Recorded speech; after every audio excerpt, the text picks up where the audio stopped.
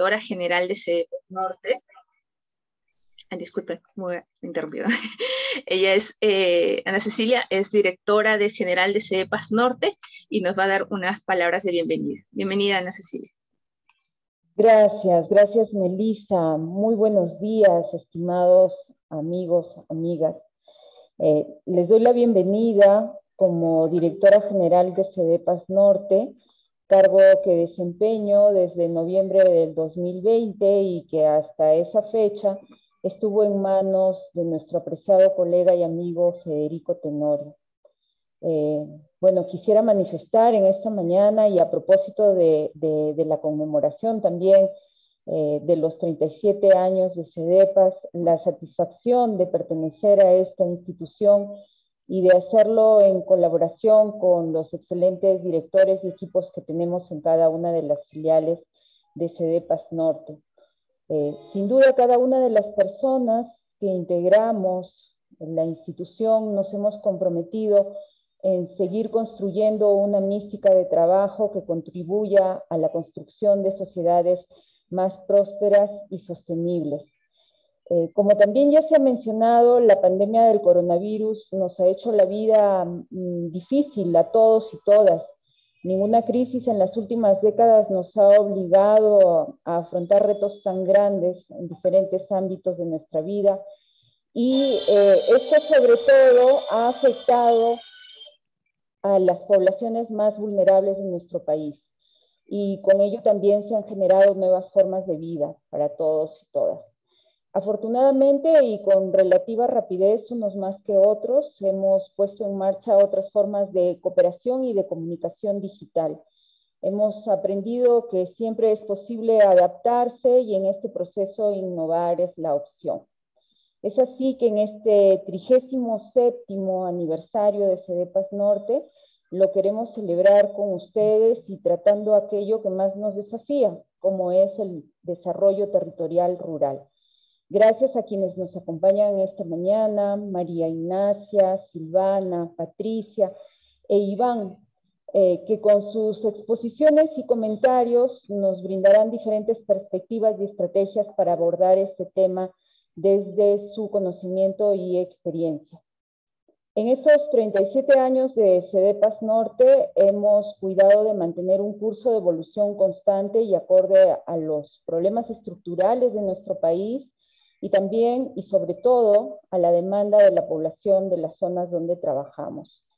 Esto lo hemos realizado a través de una planificación estratégica periódica donde hemos revisado y actualizado nuestros enfoques, estrategias, metodologías de trabajo. Pero sobre todo lo hemos logrado desde el compromiso y la confianza plena que el desarrollo siempre es posible y viable, aún en entornos de incertidumbre o adversos, tal como lo estamos pasando en estos momentos. Hemos aprendido que la confianza y la colaboración no son solo valores, son motores de progreso, que la visión consensuada y la gestión de las diferencias son inspiradores, que el desarrollo de capacidades y el esfuerzo colaborativo son los ejes transformadores y sobre todo que nuestra pluralidad y diversidad es nuestra mayor riqueza. Si bien todavía tenemos mucho por construir y que aprender en cada uno de nuestros territorios, la acción articulada de las instituciones de gobierno, gobierno regional, nacional, gobiernos locales, las entidades del sector empresarial, las instituciones de la academia, de las entidades de cooperación y las diferentes formas organizadas de la sociedad, esta acción articulada siempre será la mejor garantía que el progreso es viable. Agradecemos mucho su presencia y renovamos nuestro compromiso con el desarrollo sostenible en cada una de nuestras acciones institucionales. Los invitamos que, producto del diálogo que tengamos esta mañana en torno al desarrollo territorial rural, renovemos nuestro entusiasmo y proactividad para poner en marcha nuevas estrategias, nuevas alianzas, nuevos proyectos colaborativos que aceleren este proceso de reactivación económica, social, política, post-pandemia. Muchas gracias a todos y todas por su participación. Muy amable. Muchas gracias, Anita, por este balance y este resumen y esas palabras de bienvenida. Antes de empezar la ponencia, quisiera invitarles de que si tuvieran algunas consultas, algunas preguntas que hacer, pueden hacerlo a través del chat, que nosotros vamos a tratar de trasladarlas a las ponentes y ponente. Para iniciar, quisiera invitar a María Ignacia Fernández. Ella es doctora en Sociología de la Universidad de Barcelona, máster en Ciencia Política de la Universidad de Chile, socióloga de la Pontificia Universidad Católica de Chile, se ha desempeñado como directora ejecutiva de RIMISP. Ella es especialista en desarrollo territorial. María Ignacia, bienvenida. Te invito a poder hacernos algunas reflexiones en torno al desarrollo territorial rural. Gracias. Muchas gracias, Melissa. Gracias, Ana, por la invitación a las dos y bueno, a los colegas y las colegas que me acompañan hoy día aquí en el panel y a quienes nos están escuchando. Yo, como comentaba con Melissa cuando me hizo la invitación, siempre que pueda voy a estar súper disponible y encantada de participar con ustedes. Llevamos un par de años trabajando conjuntamente en algunos proyectos y de hecho parte de lo que les voy a comentar hoy día tiene que ver con reflexiones bastante nuevas, ¿eh? En el sentido de reflexiones que están surgiendo justamente de este programa de investigación y de trabajo que le hemos llamado Territorios en Diálogo, y que nos han llevado a repensar algunos como de los supuestos, de los principios fundamentales del desarrollo territorial rural con los cuales RIMISP y muchas de nuestras organizaciones vienen trabajando hace ya bastante tiempo.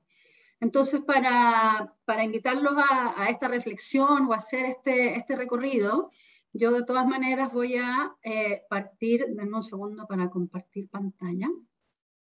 Voy a partir con algunas cosas que con varios de ustedes, varios de los que están en el público que estuve viendo por ahí, ya hemos comentado más de alguna vez, ¿no? Que son algunos temas más bien como clásicos a estas alturas en la trayectoria de RIMISP y del DTR, pero solamente para poner un poco en contexto de las discusiones y de las preocupaciones que hoy día estamos teniendo y que se basan ciertamente en esa reflexión original.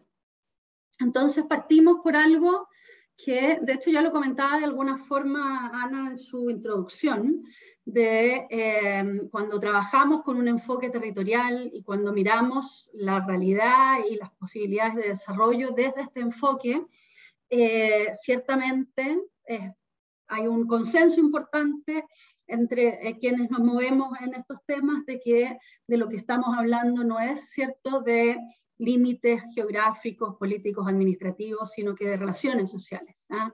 De relaciones que expresan identidades, expresan propósitos de acción y que por lo tanto nos permiten esto de entender el territorio como una construcción social, donde los actores son clave, tanto en términos de las dificultades que tienen para expresarse, de las dificultades que tienen para acceder a bienes y servicios, del significado que construyen a partir de esas dificultades o de las oportunidades que el territorio les ofrece. Y territorios que ciertamente generan y donde existen espacios de colaboración, pero también muchos de conflictos. Y yo creo aquí solamente una acotación, que es importante no entender el conflicto necesariamente como un problema, como algo negativo para la evolución de los territorios, sino que muchas veces es también una oportunidad de transformación, de ir generando movimiento, acción positiva en función de nuevas construcciones sociales, de nuevas relaciones sociales. Entonces, a partir de este marco muy general, como por situar qué estamos entendiendo por territorio y de qué hablamos, vamos a ir, como les decía, para empezar con algunas cuestiones bien tradicionales ya a estas alturas, pero que sirven para poner de referencia la discusión que hoy día estamos haciendo. Entonces ya nos decían Alejandro Chekman y Julio Verdeguer a comienzos del siglo, de la década del 2000, que el desarrollo territorial rural lo podíamos entender como un proceso de transformación productiva e institucional, ¿cierto? En un espacio rural determinado con el objetivo de reducir la pobreza rural. Aquí en esta idea de reducir la pobreza rural ya hay un tema importante sobre el cual vamos a avanzar hacia adelante en la presentación. Pero antes de eso yo creo que es importante poner un poco el contexto de cómo surge este enfoque y por qué aparece como un enfoque relevante para intentar dar respuesta a los problemas del desarrollo. Y al respecto hay dos ideas que a mí me parecen fundamentales. La primera de ellas es lo que podíamos observar hacia mediados de los años 90, bueno, hacia mediados de los años 80, inicios de los 90, como una suerte de fracaso importante de las políticas sectoriales, fundamentalmente agrícolas, como forma de responder a los problemas de la ruralidad. Ciertamente hay países que tienen ciclos distintos, pero veíamos fuertemente en esos momentos la emergencia de un enfoque fuertemente neoliberal impulsado por lo que fue el Consenso de Washington, que promovía de alguna forma una respuesta que separaba la política social de la política económica y por lo tanto promovía esta sectorialización de políticas, le daba una fuerte prioridad a la política económica y lo social quedaba más bien como subsidiario en respuesta a las personas que quedaban excluidas de las posibilidades que la economía iba abriendo en teoría para todos. Entonces, esta no es la única respuesta a esa forma de entender los problemas de la ruralidad o los problemas del desarrollo en general, pero sí es un debate que se produce entre un conjunto de intelectuales de la región hacia fines de los años 90, justamente pensando en una mirada que pudiese ser de partida más integradora de lo social, de lo económico y de la ruralidad entendida no exclusivamente desde esta perspectiva sectorial o agrícola. Y ahí es donde surge esta idea de la transformación productiva con cambio institucional. Muchas de las primeras lecturas que se hicieron del DTR o de este enfoque ponían fuertemente el énfasis en la transformación productiva. Y por lo tanto, de hecho, hubo si bien mucho apoyo, y este fue un enfoque que fue ganando mucha adhesión en muchos sentidos, también hubo algún grado de crítica no menor al enfoque fuertemente economicista que estaba detrás de esta mirada centrada en la transformación productiva. Con el tiempo, y en la medida en que los resultados de investigación nos fueron permitiendo ir generando evidencia adicional, hicimos algunos ajustes a esta mirada e incluimos fuertemente, aunque de alguna forma en la dimensión institucional lo estaban, pero fuertemente la importancia de los agentes, de la capacidad de acción de individuos, comunidades, organizaciones, etcétera, en los territorios. Y así hacia el 2015, terminando un programa de dinámicas territoriales rurales que trabajó en 10 países de la región y que miró un poco territorios con resultados relativamente positivos en materia de desarrollo territorial e inclusión y reducción de la pobreza rural. Decíamos que las dinámicas territoriales tenían que ver con una particular interacción entre instituciones, estructuras económicas, o sea, eventualmente procesos de transformación productiva, pero también agentes. Y así, los resultados de esa investigación hablaban de varias instituciones, estructuras y formas de agencia, ¿no? No me voy a detener aquí demasiado en aras del tiempo para poder avanzar hacia los nuevos temas que venimos pensando y desarrollando, pero sí señalarles que lo que hacía un poco este análisis era, para cada una de estas dimensiones que ustedes ven aquí, la estructura agraria, las dinámicas de mercado, la estructura productiva, la presencia de ciudades, la inversión pública y la agencia, vista a través de lo que llamamos coaliciones territoriales, lo que encontraban los hallazgos de investigación eran un conjunto de formas que presentaban estas dimensiones que favorecían un desarrollo territorial más inclusivo. Entonces decíamos, por ejemplo, que cuando la estructura agraria es más equitativa y la tierra está más dividida entre distintos actores, cuando los territorios rurales se conectan con centros urbanos, cuando las posibilidades económicas son más diversificadas y no monoproductoras, por nombrar algunos de los círculos de ideas que tenemos aquí, ¿no? Las posibilidades de que ese territorio se desarrolle de manera inclusiva son mayores. Siempre con un rol importante asignado a lo que aquí está puesto como diálogo y construcción de acuerdos para el desarrollo. Pero veíamos también, a lo mejor no tan explícitamente en ese momento, pero con el tiempo cada vez con mayor calidad, o sea, claridad, que los mismos factores que favorecen estas dinámicas territoriales virtuosas, cuando se configuran de otra manera, generan más bien exclusión y conflictos. Entonces, los mismos factores en el sentido de la estructura agraria, la vinculación con ciudades, entre otros. Entonces, si la economía está poco diversificada, si hay grupos importantes de la población excluidas, por ejemplo, el acceso a los recursos naturales, si hay muchas asimetrías de poder, si no hay condiciones para el diálogo ni para la conformación de coaliciones, bueno, lo que vamos a tener van a ser territorios donde su dinámica, o sea, su dinámica de desarrollo va a ser más bien excluyente. Entonces, son un conjunto de factores que según cómo se configuren o se relacionen entre sí, pueden generar resultados muy, muy distintos. Y por lo tanto, un poco la pregunta es, ¿cómo contribuir en el marco de los procesos de desarrollo territorial a asegurar resultados centrados más bien en la inclusión social, ¿no? En vez de evitar estos resultados de exclusión? Y ahí yo cuando les presentaba la primera definición de Checkman y Verdier les decía que al mirar esta idea de pobreza rural, siento que ha habido un avance importante en la forma como estamos conceptualizando la inclusión, ya no exclusivamente como superación de la pobreza. En un primer momento la veíamos y la medíamos muy en línea con cómo ha ido evolucionando en general la política social en estos términos, a través de ingresos, ¿cierto? Y de recursos fundamentalmente monetarios. Con el tiempo empezaron a crecer las miradas y a propagarse los esfuerzos de medición multidimensional de la pobreza, que yo diría que es donde está instalada buena parte de la preocupación por los temas de inclusión hoy día, sea desde la perspectiva del acceso a bienes y servicios, pero también desde una perspectiva más, digamos, simbólica, cultural, que tiene que ver con los espacios de participación, con dimensiones no materiales de la inclusión. Y el paso siguiente, que está menos consolidado y que me parece que está en un proceso importante e interesante de debate y que es parte de lo que venimos trabajando en conjunto, de hecho, con CEDEPAS y con otras organizaciones en el programa de Territorios en Diálogo, tiene que ver con entender la inclusión a partir de las demandas y de las aspiraciones de las comunidades, de los propios actores territoriales, incluyendo ciertamente los actores excluidos. Porque efectivamente la forma multidimensional es un avance importante en términos de no poner solo el ingreso por delante, pero todavía son en general técnicos, especialistas, los que definen cuáles son esas dimensiones, en vez de los propios actores territoriales los que hacen esa definición.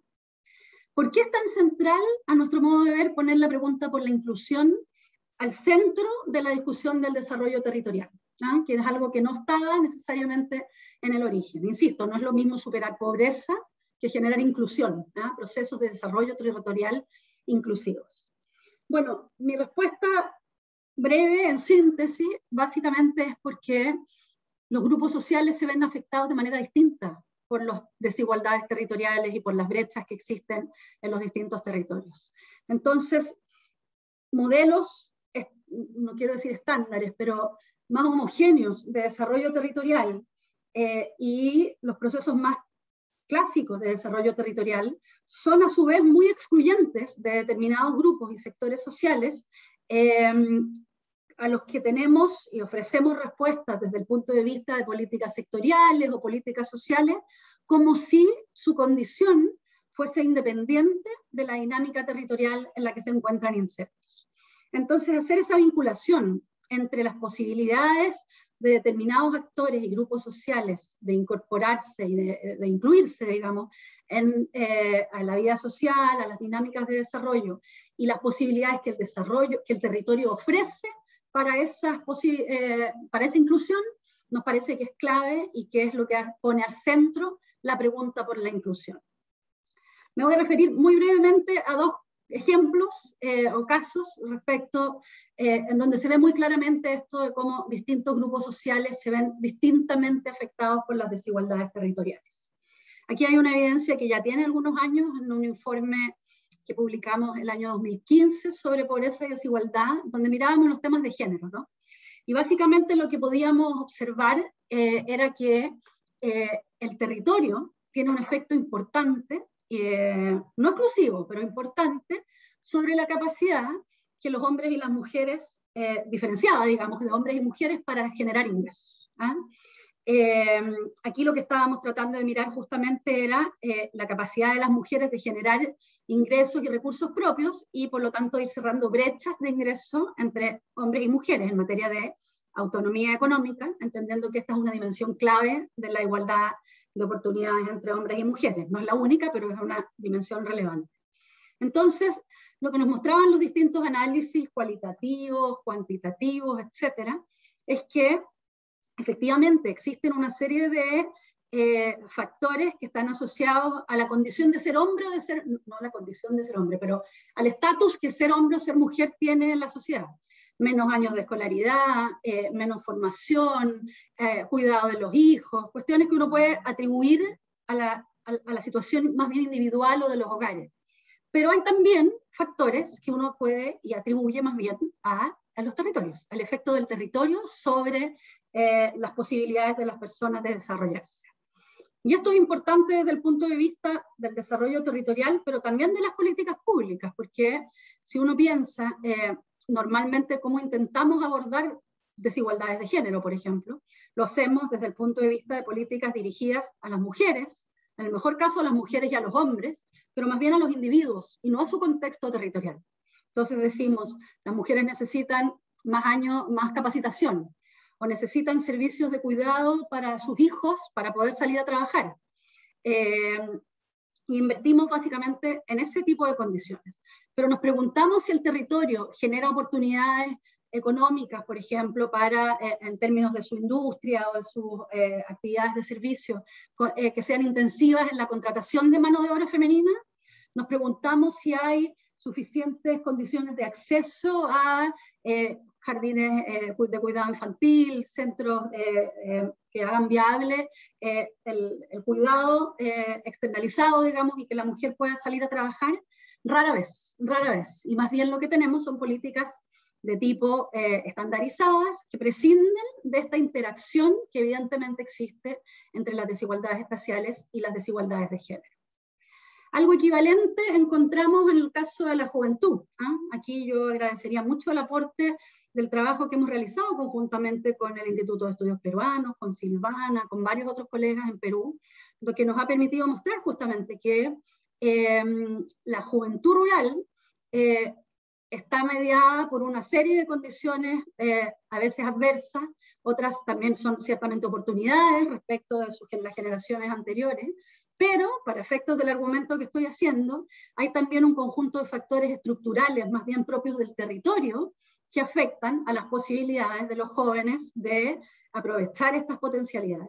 Hay también condiciones familiares, hay también cuestiones que tienen que ver con los proyectos de vida de los propios jóvenes.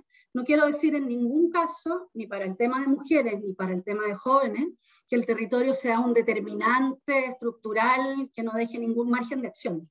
Simplemente quiero decir que el territorio sí es una dimensión relevante para explicar la exclusión y que por lo tanto una nueva mirada del desarrollo territorial rural debe hacerse cargo ciertamente de esas exclusiones y viceversa. Las políticas dirigidas a resolver los temas de exclusión tendrían, ojalá crecientemente, que territorializarse y tener un enfoque territorial. Termino esta sección con una referencia a algunos resultados de investigación recientes en el marco del COVID, que justamente lo que nos muestran es cómo los propios actores comunitarios o territoriales perciben esta brecha entre el tipo de respuestas de políticas públicas de carácter nacional y sus necesidades o sus demandas específicas. Voy a poner solamente un par de ejemplos. Medidas de confinamiento pensadas claramente en tiempos, por ejemplo, en el caso de Chile, que es de donde sale esta evidencia, eran máximo 2 horas con un permiso para salir, que son adecuadas para territorios urbanos, pero no para territorios rurales, porque en contexto de ruralidad en 2 horas no es tiempo suficiente para hacer un trámite, para ir a abastecerse, etc. Cajas de alimentos, respuestas de política en materia alimentaria, poco saludable, con alimentos sin ninguna pertenencia territorial, que no contribuyen a reactivar economías locales, que son iguales en cualquier lugar del territorio, independiente de los hábitos alimenticios de distintas comunidades. Y así uno podría seguir. Aquí hay varios ejemplos en los que, mirando aquí cómo avanza mi reloj, no me voy a detener, pero que demuestran ciertamente cómo las condiciones territoriales, las exclusiones y las inclusiones son ciertamente distintas y por lo tanto están mediadas por las dinámicas territoriales. Yo les decía entonces, si tenemos claridad que si estamos de acuerdo en que poner la inclusión al centro o al foco del desarrollo territorial, ahora la pregunta es cómo efectivamente vamos superando estas miradas de inclusión monetaria, desde arriba hacia abajo, digamos, por otras miradas de inclusión que incluyan más claramente las voces territoriales. Y desde esa perspectiva, lo que estamos trabajando fuertemente hoy día es, en el fondo, en tratar de combinar estas mediciones y políticas más bien centralizadas y que tienen estas pretensiones de objetividad, con otras medidas más bien de las voces territoriales, de percepciones de bienestar subjetivo y que tengan que ver más bien con el cotidiano de la ruralidad, ¿no? Y en ese contexto hemos ido levantando, como les decía, en conjunto con colegas y socios en distintos países de la región, en Perú, uno de ellos, pero también en Colombia, también en México y también en El Salvador, una serie de dimensiones. Si tuviéramos tiempo en otro contexto les explicaría con más detalle aquí metodología, etcétera, pero créanme que detrás de esto hay un trabajo importante de entrevistas, de aplicación de encuestas, de priorización, de donde surgen una serie de dimensiones que para las comunidades son relevantes en términos de su bienestar subjetivo. Si uno mira esta lámina, todavía no son tan distintas estas dimensiones de las que una medida multidimensional propuesta por algún organismo de los que trabajan en estos temas nos podría proponer, con la diferencia, pero con la excepción muy probablemente de la dimensión de reconocimiento de igualdad de trato, que sale muy fuertemente en estas medidas subjetivas, mucho más que en las multidimensionales. No obstante, aunque estas dimensiones sean relativamente, digamos, comunes, miren lo que ocurre cuando uno empieza a mirar distintas dinámicas territoriales, distintos territorios. Tenemos evidencia sobre más territorios, pero yo aquí simplemente para hacer un contraste puse el trabajo que venimos desarrollando en Perú, en Piura, en relación con lo que observamos en Colombia, en una zona denominada el Valle del Cauca. La forma que van tomando estas dimensiones. Entonces, el bienestar en el Valle del Cauca está valorado para las comunidades fundamentalmente por sus posibilidades de desarrollo en el propio territorio. Valoran también fuertemente, ciertamente por condiciones propias del país, los temas de seguridad, de resolución del conflicto armado, de respeto de los derechos humanos, y demandan fuertemente participación política y comunitaria. En cambio, si miramos en el caso de Piura, el tema de participación, por ejemplo, no aparece, pero sí aparece fuertemente críticas al desplome de la institucionalidad, la necesidad de bienes y servicios, que también es una demanda importante a la institucionalidad, el desempleo. En el fondo son dimensiones claramente distintas. ¿Y por qué planteo esto? Porque si escuchamos efectivamente estas voces y medimos y entendemos el bienestar desde estas voces, ciertamente las políticas que necesita Piura y el Valle del Cauca para responder a este conjunto de comprensión de aspiraciones y de bienestar territorial son distintas, son fuertemente distintas. En cambio, cuando trabajamos con mediciones de inclusión más multidimensionales, digamos clásicas, todavía podemos pensar en respuestas estandarizadas. Y por eso nos parece que este giro del desarrollo territorial en las mismas dimensiones, institucional, productiva, de actores, pero poniendo al centro y al foco la necesidad de la inclusión de sujetos tradicionalmente excluidos de esas dinámicas, pueda ser un avance importante en términos de las prioridades y de las posibilidades del desarrollo territorial. Cierro entonces, ya pasadas en el tiempo, con unos comentarios finales. Lo que decía recién, seguir relevando la importancia de las dimensiones más clásicas, institucional y de actores, tanto como la de transformación productiva. Escuchar la voz de los territorios, incorporar este conjunto de actores subrepresentados en las dinámicas del desarrollo. Yo creo que hay algunos aspectos institucionales claves que hay que resolver, ciertamente, porque no todo se juega, ¿no?, en la dinámica del territorio, sino que también en la dinámica país, digamos, en términos de políticas públicas, de descentralización, de ordenamiento territorial, pero también cuando hablamos de instituciones pesa e importa mucho lo informal, ¿no? Las normas, las pautas que regulan la convivencia y que muchas veces se traducen, como decíamos, por ejemplo, en estas percepciones subjetivas de maltrato, falta de reconocimiento, que son valoraciones importantes que hemos visto en muchos territorios en materia de bienestar o no bienestar, digamos. Y cierro finalmente con la idea de la necesidad de más diálogo, más actores, más articulación en el territorio, ciertamente, pero también para pensar soluciones y respuestas a las claves territoriales a las que hacíamos referencia, por ejemplo, respecto de los aspectos institucionales. Yo soy una convencida de que los gobiernos no pueden solos, no porque sean malos necesariamente, ni que no tengan las capacidades técnicas, ¿no? Más allá del caso de cada país y de los cuestionamientos que pueda uno hacer. No pueden solos por pertinencia, no pueden solos porque las personas saben lo que necesitan, no pueden solos porque somos muchos más los actores que estamos involucrados en el desarrollo y que por lo tanto tenemos voz, opinión y capacidad de acción sobre esas dinámicas. Así es que un poco la invitación siempre es a dialogar, a sumar cada vez más actores, con todas las dificultades que ello implica en términos de articulación y de otros desafíos, pero yo creo que hay que hacer el esfuerzo de superar esas dificultades y avanzar en esa dirección, porque no hay de otra, ¿no? Un poco sería el mensaje final. Así es que muchas gracias y cualquier cosa adicional podemos comentarla más adelante. Muchísimas gracias, María Ignacia, de verdad sumamente importante los desafíos que nos planteas. Esto de poner la inclusión social en el centro y escuchar la voz de los territorios son dos frases que he tomado nota, pero que resumir en dos frases es muy ambicioso, pero muchísimas gracias por las lecciones. Ahora quisiera invitar a Silvana, que va a complementar un poco también esta ponencia. Ella es doctora en Sociología Rural y Demografía por la Universidad de Pensilvania. Tiene amplia experiencia en investigación aplicada. Ella se ha desempeñado como ministra de Desarrollo e Inclusión Social del Perú en el gobierno de transición.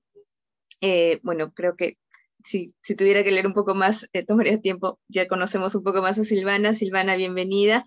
Te invitamos a que puedas también transmitirnos un poco de tu experiencia. Gracias. Muchas gracias, Melissa. Buenos días con todos, con todas. Muchísimas gracias por la invitación. Gracias a Ana por la bienvenida y también a Fico, ¿no? A Federico Tenorio, colega, amigo, compañero de batallas, por permitirme estar aquí hoy.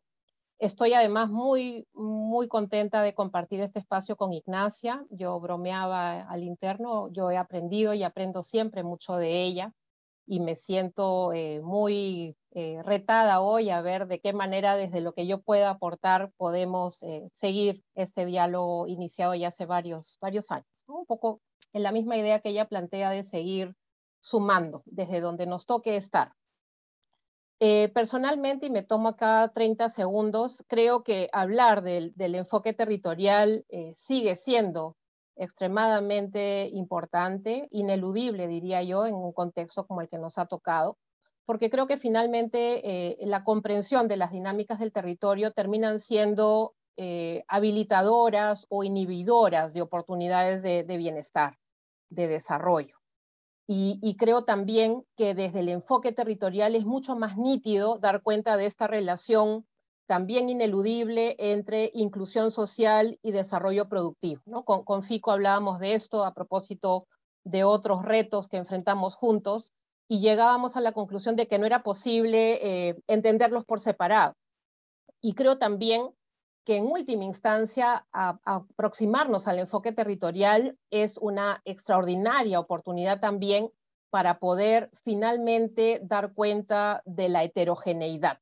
Creo que el reconocimiento de la heterogeneidad es un punto de partida en el enfoque territorial, no es una restricción, no es una sorpresa, es más bien el punto desde el cual el enfoque parte. Y en países tremendamente complejos y heterogéneos como los nuestros, eso viene muy, muy bien. Dicho eso, permítanme, por favor, compartir mi presentación en beneficio del tiempo. Yo quería titular, no habíamos coordinado con Ignacia, lo que yo quiero compartir con ustedes tiene que ver con la apuesta de territorializar, ¿no? de constituir o de intentar convertir esta aproximación en procesos, en resultados, en dinámicas. Entonces creo que el desarrollo territorial se puede ir transversalizando en enfoques y estrategias. Creo que es un proceso en marcha, pero creo que hay elementos para aportar a la discusión y ese es el énfasis que yo quisiera dar, ¿no? Territorializando enfoques y estrategias, mirando además un poquito la experiencia a lo largo de esos 37 años de CEDEPAS Norte. Y para eso yo quería iniciar centrándonos un poco en la misión que CEDEPAS Norte enuncia a octubre 2021, ¿no? Creo que es bien importante, digamos, promover esa territorialización desde el reconocimiento de nuestra propia identidad, en este caso identidad institucional.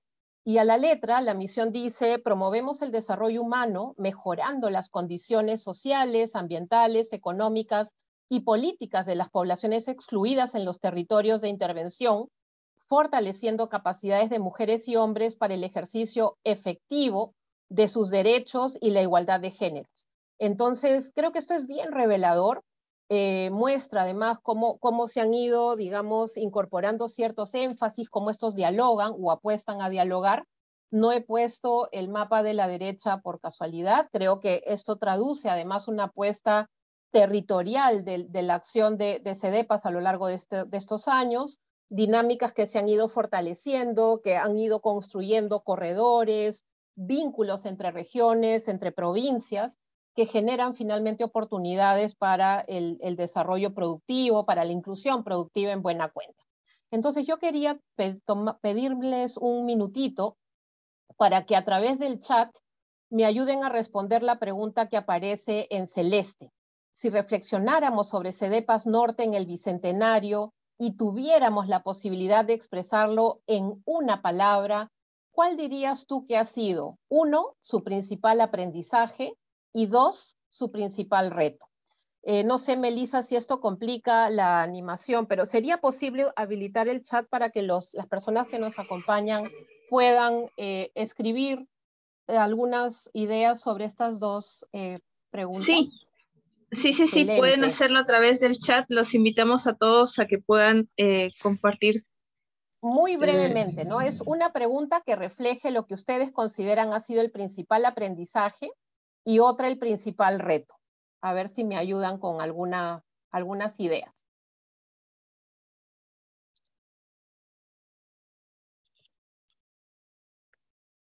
¿Es posible? Excelente, gracias, Cristel.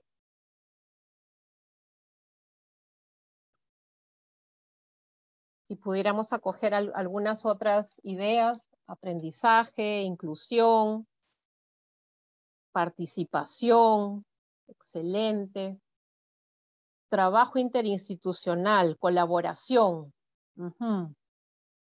innovación, la institucionalización, ¿ah? Excelente, excelente. Creo que muchas gracias. Sé que es retador, el tiempo es corto, pero me parece bacán, efectivamente. Ahí está, la difusión. Perfecto, muchísimas gracias, ¿no? Yo en realidad he hecho un poquito de trampa para tratar de avanzar, ¿no? He tratado de reflejar lo que imaginé en realidad revisando un poquito la web de CEDEPAS, cuáles podrían haber sido esos aprendizajes, ¿no? Y les invito a revisar conmigo la columna del centro.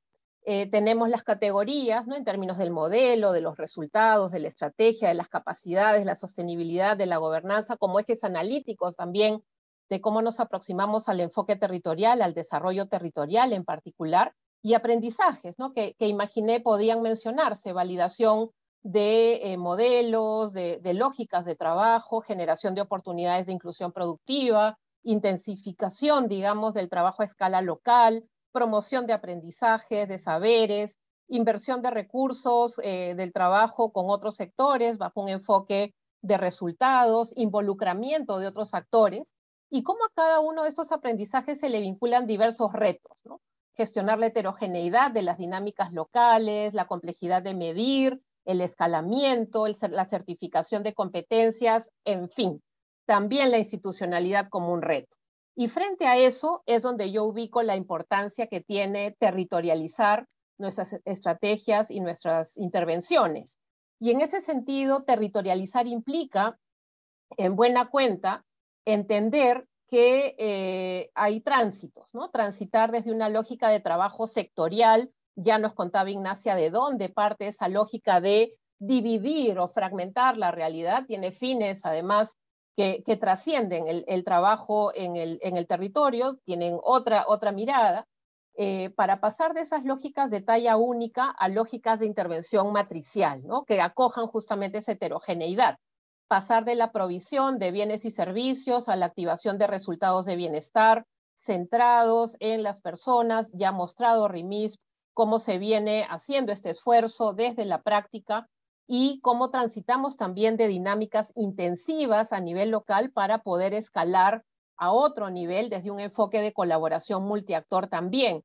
Y es que allí viene muy bien preguntarse por qué es importante territorializar, ¿no? ¿Por qué es importante esta mirada que permite acoger esa diversidad? Estas son cifras pre-COVID de nuestro país. Las utilizo adrede porque de alguna manera muestran cómo se configura territorialmente la pobreza monetaria, hay que decir, sigue siendo la métrica oficial que tenemos en el Perú. No hemos logrado aún transitar a una lógica de pobreza multidimensional, a pesar de que hay esfuerzos en marcha. Sin embargo, esa distribución de la pobreza, esa configuración territorial, es un buen argumento para seguir en esa búsqueda. Y ahí quería resaltar algo que creo que es esencial, ¿no? Que es entender el territorio como una categoría polisémica, con distintos contenidos y dimensiones. En ese sentido, creo que tenemos claro, Ignacia lo ha mencionado también, que el territorio no es solamente el espacio físico que habitamos, va bastante más allá de su dimensión física. Alude también al conjunto de vínculos, de interacciones sociales que establecemos, disculpen por favor, al campo en el que intercambiamos bienes, servicios, al campo en el que los transformamos, alude pues a una dimensión económica, alude claramente también a una dimensión política, porque es en el territorio donde se configuran las relaciones de poder, alude también a una dimensión demográfica, el COVID ha puesto eso en evidencia, con procesos de migración de retorno, que implican reconfigurar esos espacios, esos vínculos, esas interacciones, alude ineludiblemente a una dimensión institucional que está de alguna manera caracterizada por normas, por mecanismos, por procesos, por una oferta pública con determinadas características. Y creo de manera muy importante también el territorio alude a una dimensión simbólica. Y creo que eso es algo que aún las políticas públicas no logran acoger en su integralidad. El sentido de pertenencia, el reconocimiento, la subjetividad con la que construimos nuestros entornos territoriales son parte también de esa discusión. En esa línea, entonces, conceptualmente, podemos definir esta mirada del desarrollo territorial como un enfoque que efectivamente pone al centro ese bienestar multidimensional y multinivel, diríamos, ¿no? Ignacia lo decía bien, no es solamente lo que ocurre al interior del hogar, es lo que ocurre en el entorno en el cual ese hogar se sitúa. Son hogares territorialmente situados. En ese sentido, creo que el aporte del enfoque es fundamental, siempre reconociendo la heterogeneidad, pero poniendo también el énfasis, y eso es sumamente importante, en reducir las desigualdades en plural. Creo que el énfasis que el enfoque territorial le pone a la desigualdad es uno que claramente lo distingue de otros enfoques de desarrollo, y creo que allí se juega también su mayor fortaleza y probablemente también sus retos más grandes.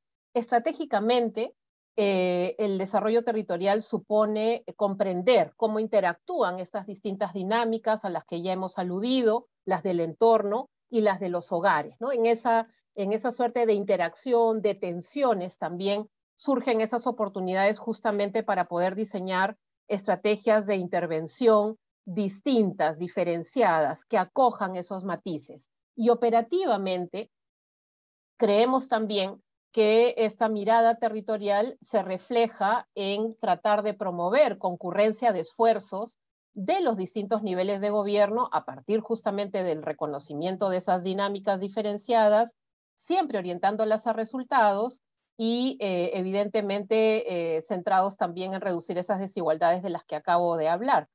Estoy planteando en la imagen de la derecha una suerte como de hoja de ruta para la territorialización, ¿no? Es como una suerte de criterios que acompañan, digamos, esa mirada que parte por reconocer esas dinámicas plasmadas en algún tipo de modelo, prototipo, territorialmente validado, con los actores involucrados, que permiten identificar prioridades, eso es clave, que permiten a su vez vincular algún tipo de generación de evidencia para sustentar las decisiones que se toman, elaborar alguna suerte de flujograma desde una lógica de planeamiento territorial para poder proponer algunos indicadores, establecer metas, diseñar mecanismos de trabajo institucional, de fortalecimiento de esos procesos, elaborar las herramientas que se requieren, a que es muy importante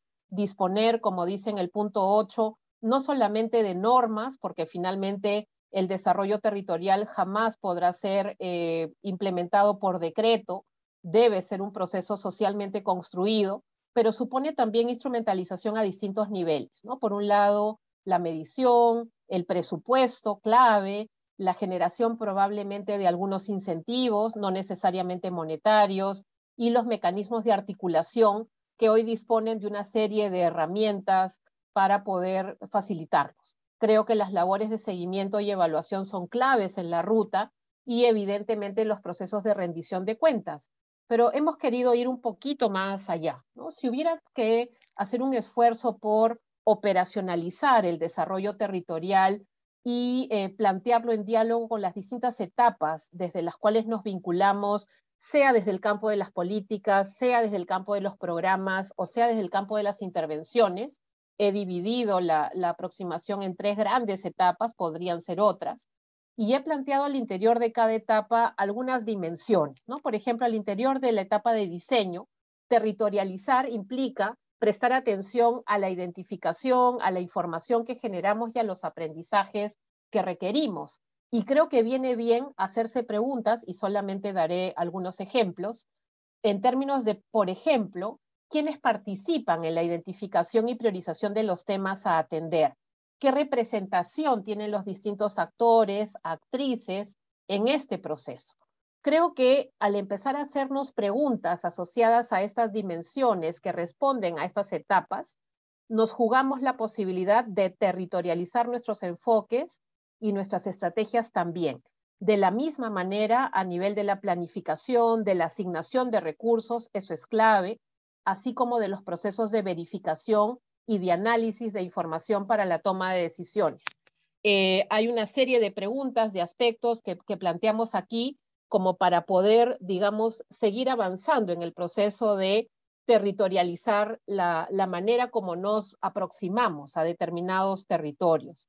Y creo que ese ejercicio de operacionalizar el desarrollo territorial dialoga claramente con los enfoques tanto de equidad de género como de interculturalidad, porque es en esas preguntas en donde podemos hacer visibles los roles de género, la presencia de determinados grupos con determinada procedencia étnica, también desde una condición desde una situación de pertenencia, digamos, a alguna clase social en particular, algún espacio de representación en particular, y es justamente desde el ejercicio de esa capacidad reflexiva de formular preguntas en cada una de las etapas, donde nos jugamos también la posibilidad de hacer visibles esas brechas que persisten. En ese sentido, creo que es muy importante atender a los procesos, a las dimensiones y a las preguntas. Y creo también que desde el campo de la formulación de indicadores, ese es un ejemplo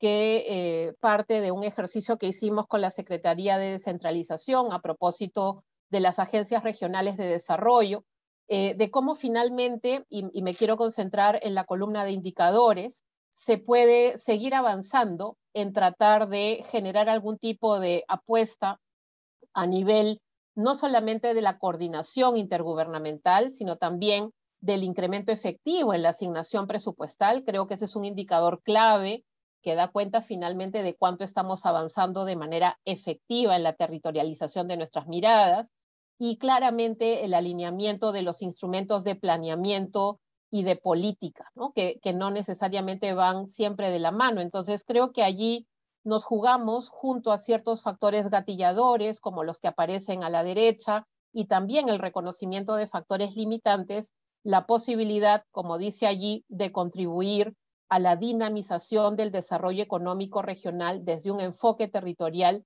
en determinados espacios, ¿no? Creo que allí hay todavía oportunidades importantes para seguir dialogando y mejorando, por supuesto, esta matriz.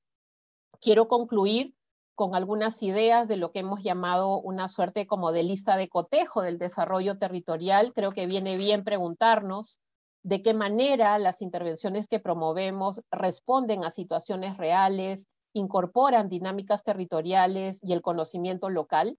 Esto alude a una dimensión más de pertinencia cultural.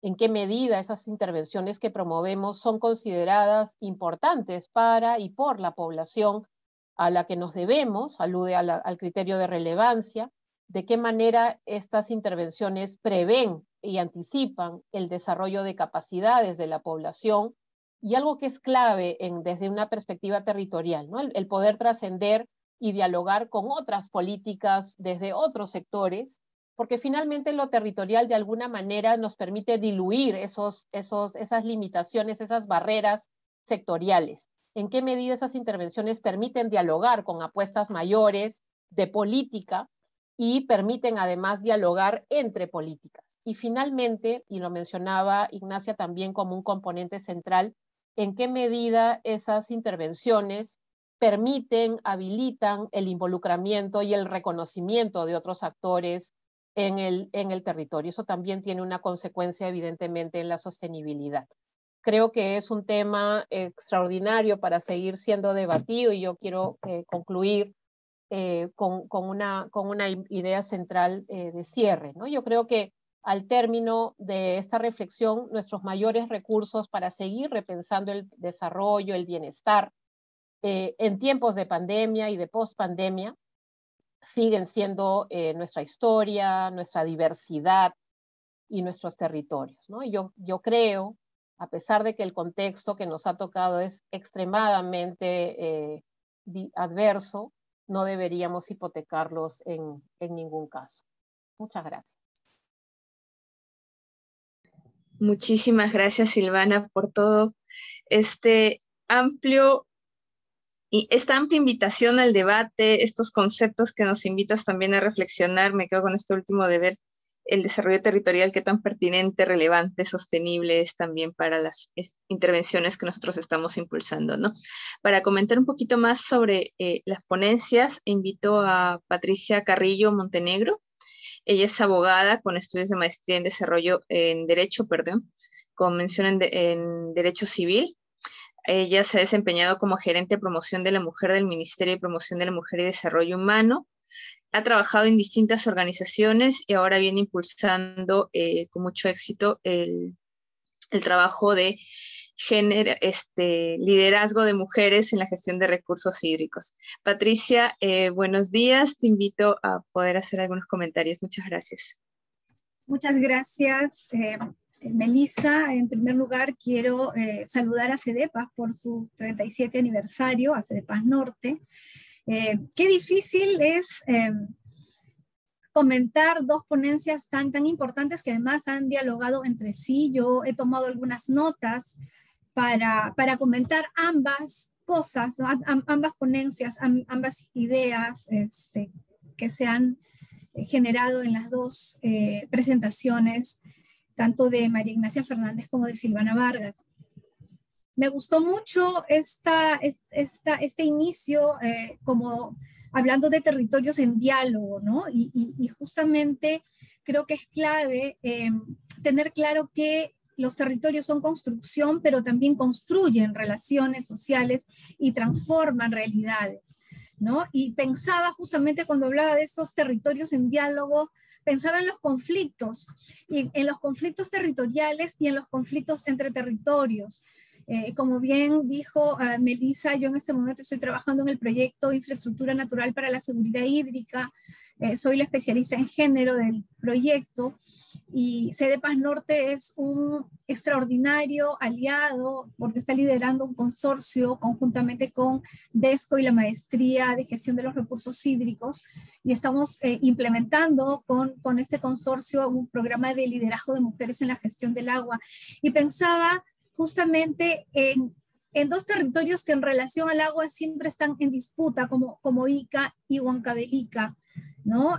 Ica es un desierto, Ica tiene agua, Ica produce para la exportación y Huancavelica dice que eso es posible con el agua de las cumbres de Huancavelica, ¿no? Entonces, en este marco de los territorios en diálogo, en donde los territorios se construye relaciones, donde las relaciones van construyendo el territorio y se va transformando, miraba también cómo en este proceso hay toda una subalternidad de lo social frente a lo económico, que fue muy bien presentado del lado diagnóstico en la exposición de María Ignacia y abordado, digamos, desde las políticas en la presentación de Silvana, ¿no?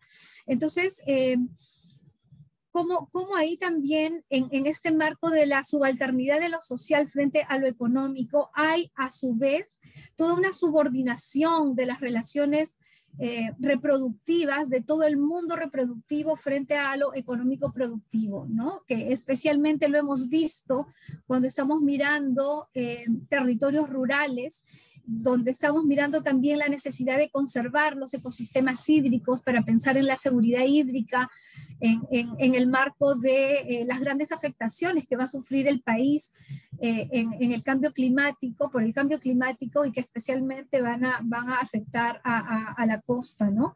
Entonces, ¿cómo? Aquí quisiera en todo caso introducir también este elemento que fue abordado por María Ignacia y quiero problematizarlo un poquito más porque justamente estas demandas de los excluidos, ¿no? Muchas veces se esconden las demandas de las excluidas, ¿no? Y la mirada interseccional, es decir, de diferentes factores que se suman para la producción de las desigualdades, tienen mucho que ver con el género, tienen que ver con la identidad, tienen que ver con la geografía. Y aquí es donde encontramos a las mujeres más pobres, a las más excluidas, y donde encontramos también muchas veces la falta de voz. Y aquí quería señalar también algo que de repente a Silvana le puede incomodar, pero yo sé que lo va a tomar con mente abierta. A mí siempre me ha hecho ruido la categoría inclusión, porque justamente hablamos de inclusión en procesos que reproducen desigualdad y discriminación, ¿no? Entonces, ¿cómo hacer de la inclusión un proceso realmente liberador de todas estas cargas y todas estas desigualdades que afectan a grupos grandes de la población, en donde las mujeres se encuentran en las situaciones de mayor desventaja.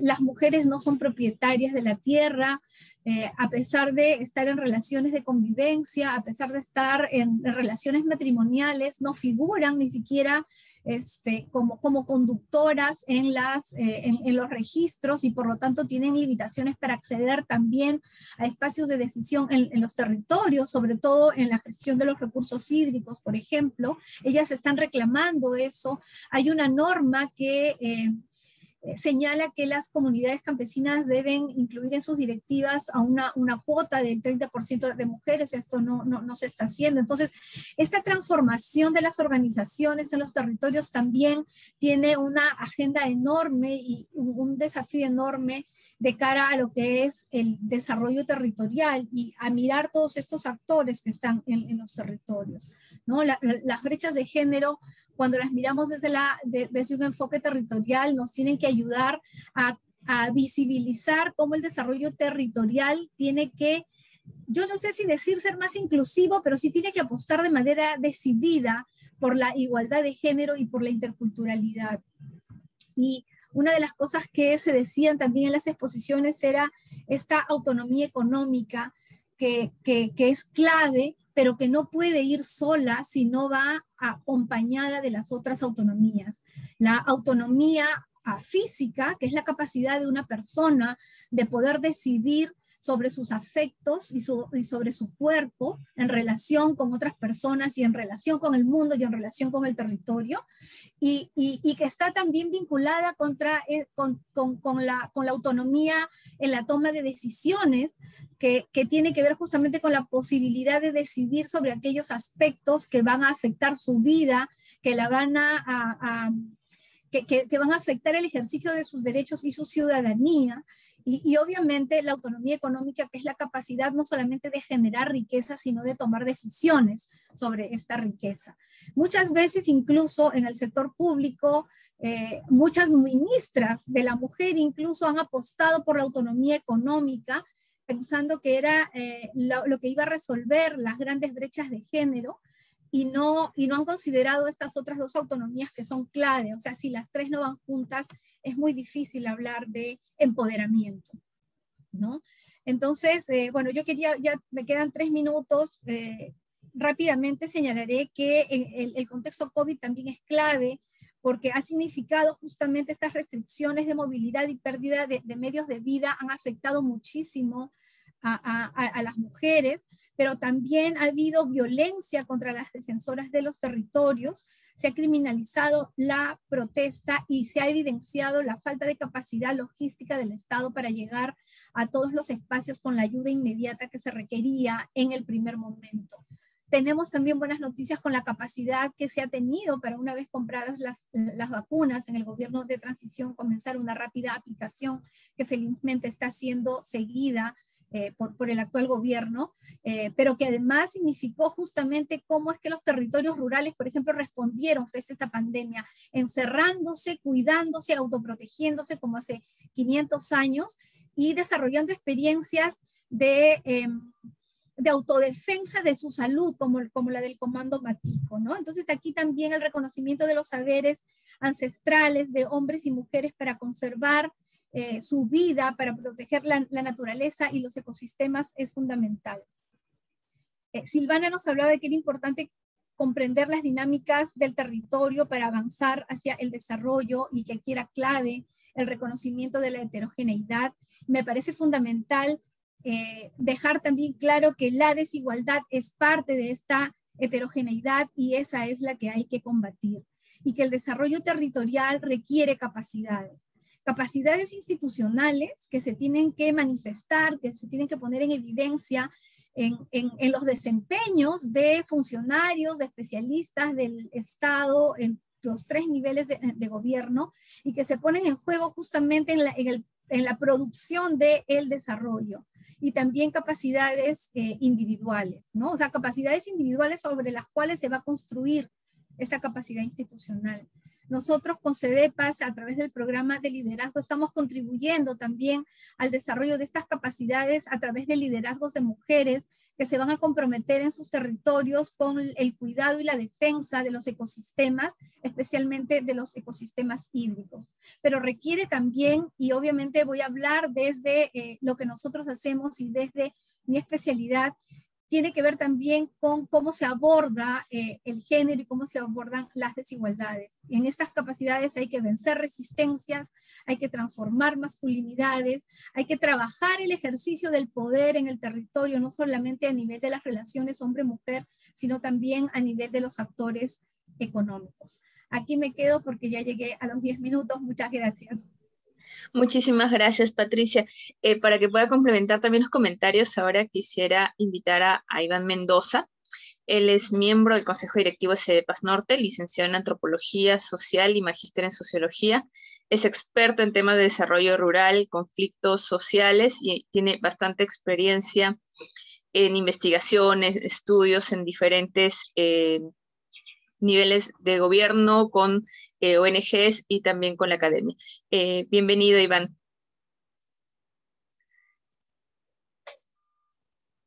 Iván, ¿no te escuchamos? Creo que el micro está apagado, Iván. No.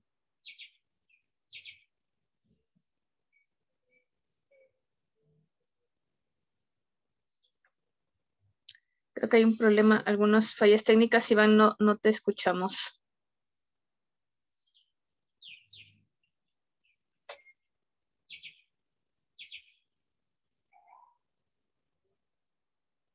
A ver, un minuto, por favor. Iván. Iván, te vemos, pero no te logramos escuchar todavía. Hola, ¿me escuchas? Ahora sí, sí, escuchamos. Lo que pasa es Hay que un ruido de... he tenido que pasarme al celular porque algo pasa en la computadora, así que voy a tener que apagar para evitar ese ruido. Ok. Ya. ¿Ahora? ¿Me escuchas? Ahora te escuchamos, sí. Ya está. Sí. Ya. Perfecto. Bueno, yo brevemente quiero agradecer a María Ignacia y a Silvana, las exposiciones han sido muy interesantes. Me gustó mucho la actualización que María Ignacia ha expuesto del enfoque de desarrollo territorial rural, ampliando el concepto de pobreza, ¿no es cierto? Más allá de, digamos, los ingresos, sino también en un enfoque más multidimensional.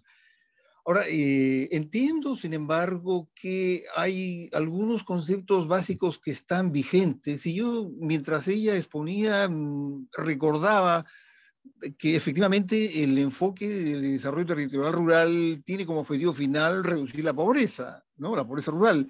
Y para eso utiliza básicamente dos grandes, no sé si estrategias o medios. Por un lado, la transformación productiva, ¿no? Que busca articular el espacio del que se trate a mercados dinámicos, y por otro lado el desarrollo institucional, que supone una concertación entre actores locales y entre actores locales y externos. Entonces, esto en el momento en que fue formulado significó una ampliación interesante de los enfoques tradicionales que habían estado vigentes por bastante tiempo en el desarrollo rural. Recuerdo también que en el texto clásico de ETR, escrito por Alex Sheckman y Julio Verdaguer, citado también por María Ignacia, se hablaba que la ruta de salida de la pobreza eran básicamente tres: la agricultura, el empleo rural no agrícola, y me parece que las migraciones o las redes de migrantes, bueno, algo eso por ahí, ¿no? Yo en lo que he escuchado hoy me he quedado solo con una preocupación, ¿no? ¿Cómo hacer viable efectivamente un desarrollo territorial rural? ¿No? ¿Cómo hacer viable en un espacio esto? Y y el asunto tiene que ver con la dimensión institucional, con aquello que el enfoque llama la construcción, ¿no?, de una arquitectura institucional. Y ahí se me suscitan un par de preguntas. Por un lado, pensaba yo, mientras escuchaba las exposiciones, ¿cómo construir institucionalidad? ¿Cómo construir una arquitectura institucional para el desarrollo, para el DTR, en un país como el Perú, en donde tenemos un Estado débil y con frecuencia ausente en el medio rural, en algunos espacios más que en otros, sin duda, pero es ausente? Además, por si fuera poco, muchas de sus instancias, de sus, por ejemplo, gobiernos locales, llámense municipalidades provinciales y distritales, o llámese gobierno regional, son con frecuencia capturados por grupos de interés o por mafias que no constituyen partidos políticos, porque en el Perú los partidos políticos son débiles o inexistentes, pero son grupos que carecen de proyecto político, carecen de proyecto de desarrollo y están ahí únicamente para buscar la obtención de beneficios privados usando los recursos públicos. Entonces yo me preguntaba, ¿cómo enfrentar eso desde, digamos, actores que estén involucrados activamente en el DTR, en el desarrollo territorial rural? ¿Cómo enfrentar eso? Si uno va a concertar con actores, ese es un tema que no se puede eludir y que no se puede evadir. Y lo segundo, me preguntaba también cómo construir institucionalidad rural ahí en donde los niveles de organización social son más bien débiles. Bueno, por organización social me refiero a los niveles de, sí, pues de asociatividad o las organizaciones de la sociedad civil son más bien débiles y tienen problemas serios de sostenibilidad, de continuidad, etcétera, ¿no? ¿Cómo hacerlo? Ese es un desafío, digamos, importante. No hay una fórmula, no existe digamos, una fórmula, pero hay que planteárselo, ¿no? Pensar desde una ONG como CEDEPAS, la aplicación de este enfoque implica también pensar este tipo de problemas. ¿Cómo lo abordamos? Me parece valioso lo que CEDEPAS ha hecho, por ejemplo, el de buscar la diversificación productiva, el buscar, superando una larga y tradicional intervención de las ONG de desarrollo rural, de centrarse en la lógica productiva y ampliarlo hacia también, digamos, la vinculación de productores con el mercado. Me parece que eso es importante.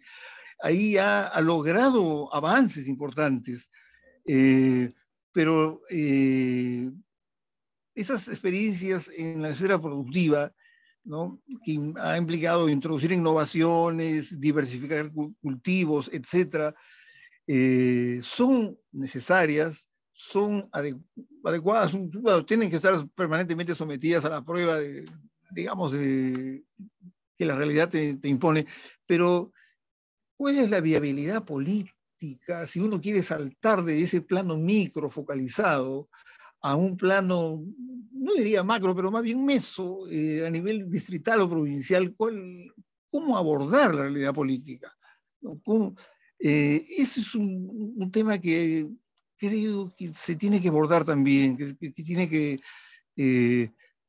desarrollarse. Ahora, ¿cómo hacerlo? No, repito, no hay una fórmula, no hay fórmula adecuada, pero diría en términos generales que la construcción institucional está ligada a la construcción de ciudadanía, una ciudadanía consciente y una ciudadanía participativa. Está ligada al desarrollo de capacidades de la población para ejercer procesos de vigilancia de autoridades y, digamos, de lucha contra la corrupción, que es un tema súper importante en nuestro país. Bueno, yo creo que en toda América Latina, ¿no? Pero en nuestro país, por razones que conocemos muy bien. Entonces, este componente es algo que se tiene que trabajar con más reflexión, que se tiene que trabajar con más, en profundidad, en un enfoque o en un proyecto que maneje el enfoque de TR, ¿no es cierto? Estoy pensando desde una ONG, ¿no? Desde el Estado. El Estado es otra problemática, no necesariamente muy distinta, pero creo que los abordajes sí serían diferentes, ¿no?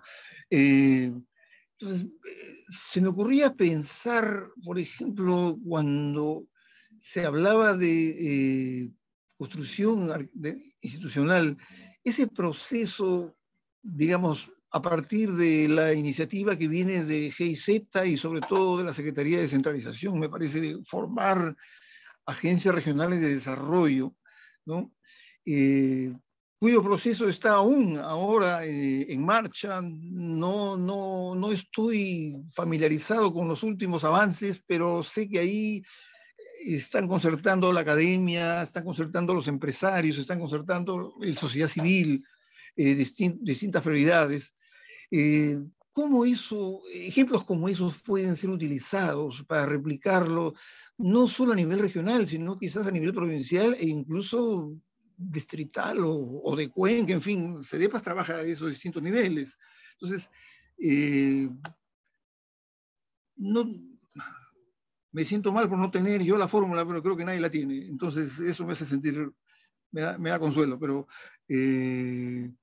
quería decir eso, ¿no? Quería decir eso como un elemento clave a desarrollar una reflexión. Gracias. Muchísimas gracias, Iván. Quisiera invitar a Ignacia y a Silvana, de repente tienen algunos comentarios, solamente para hacer referencia a algunas notas que han salido en el chat de los participantes sobre la inversión pública sinérgica y complementaria en los diferentes niveles de gobierno. Consideran que es fundamental para las cadenas de valor, aprender de las formas de convivencia respetando las costumbres interculturales, sensibilizar, imponderar políticas sociales de desarrollo, la difusión de investigación en alternativas que contribuyen a la mitigación de efectos de cambio climático en la agricultura en un entorno rural.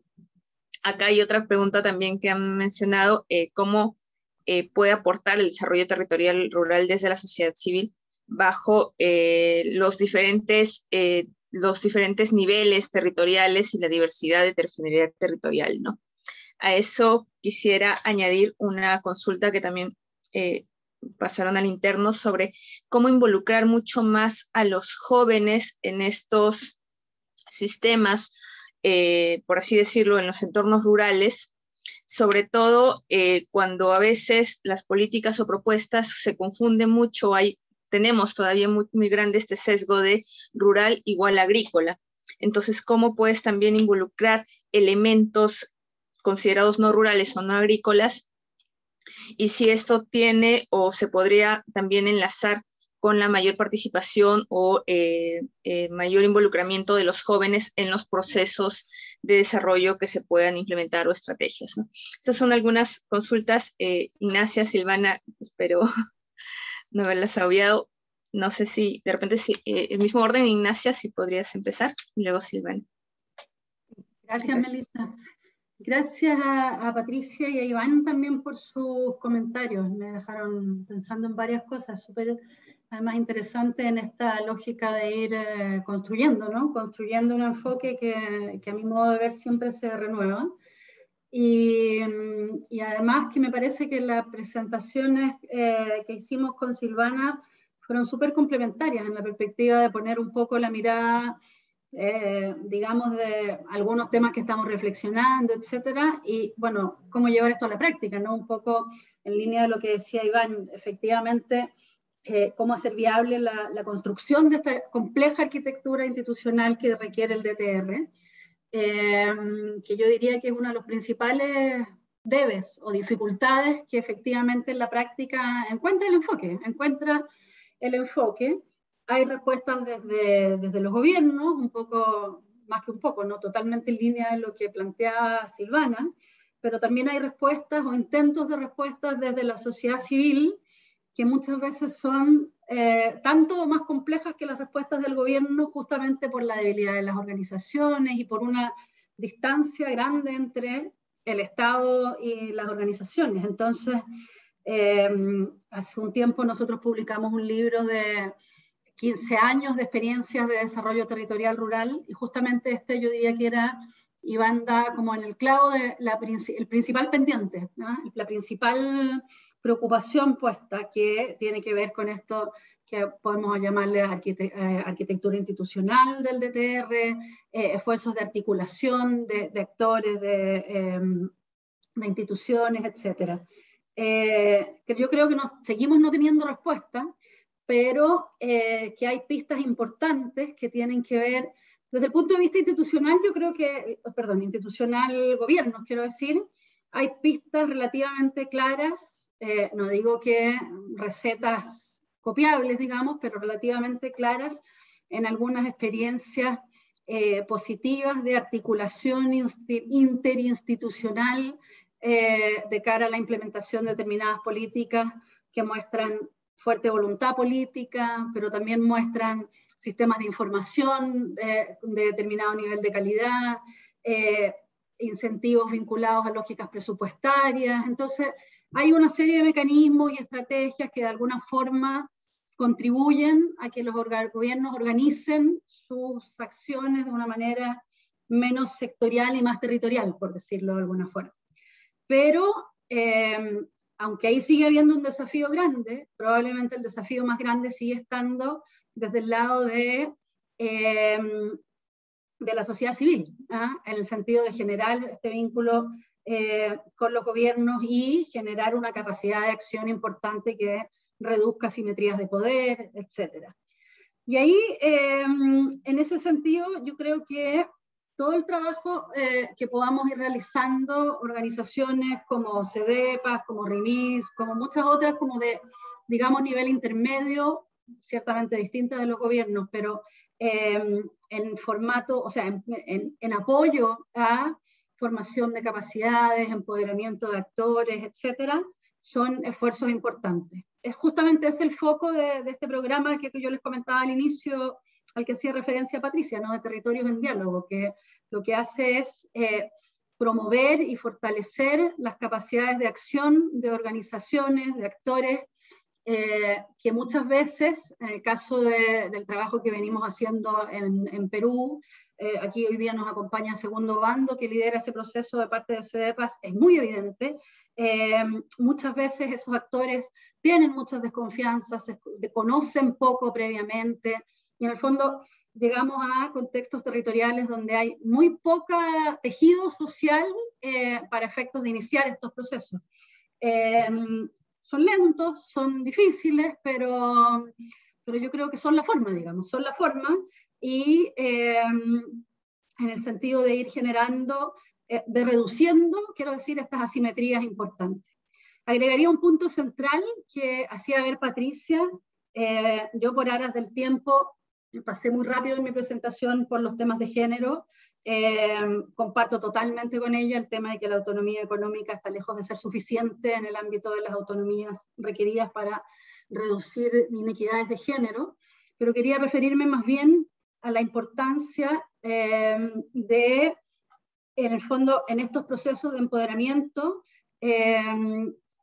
trabajar con los excluidos de los excluidos, ¿ah? Y ahí vuelvo a la experiencia que ha tenido CEDEPAS durante este tiempo, que en el marco del programa que llevamos conjuntamente ya lleva 2 procesos de formación de mujeres, ¿ah? Justamente en esta perspectiva de dinámicas que vemos regularmente, ¿no? De que una vez que logramos generar organización comunitaria, espacios de alianza y de diálogo, las mujeres o no tienen espacio para participar o participan en una posición subordinada respecto a los hombres, todavía excluidos, digamos, en el sentido de actores más bien en situación de pobreza, actores comunitarios, pero Patricia lo dijo como demandas de los excluidos, los excluidos de los excluidos en el fondo. Entonces ahí, claro, efectivamente hay un trabajo fuerte que hacer de generar esas capacidades, porque aún cuando uno todavía no lograra reducir asimetrías de poder respecto de otros actores en el territorio, me parece que ya habría avances importantes, no suficientes, pero ciertamente necesarios, si pudiésemos avanzar a nivel comunitario, a nivel territorial, en términos de una mayor igualdad de género, de una mayor incorporación de jóvenes, de una mejor vinculación intercultural también. Entonces, yo creo que en el fondo un poco, no es dar vuelta al foco, porque ciertamente los gobiernos tienen mucho trabajo por delante para avanzar en este nuevo enfoque y en esta nueva forma de mirar la forma de hacer políticas, pero eso va a ser ciertamente insuficiente si es que no hay también un trabajo importante desde el punto de vista del desarrollo de capacidades por el lado de la ciudadanía. Así es que más que comparto las dudas sobre ese comentario. Y un poco en ese sentido va la propuesta nuestra de superar esta idea de reducir la pobreza como fin último del DTR, porque es perfectamente posible reducir la pobreza entendida como la entendía originalmente el DTR, que era pobreza monetaria, digamos, por ingreso, con todo mundo con ingresos mínimos y las mismas condiciones de exclusión, de falta de capital social, de falta de empoderamiento, de pocas capacidades, etcétera, a las que estamos haciendo referencia. Entonces, en el fondo, básicamente es un planteamiento un poquito más exigente, no está la respuesta, ¿no? De cómo lo hacemos, pero más exigente en el sentido de que no es suficiente con reducir pobreza, sino que trabajar y abordar estos esfuerzos y estos desafíos de exclusión.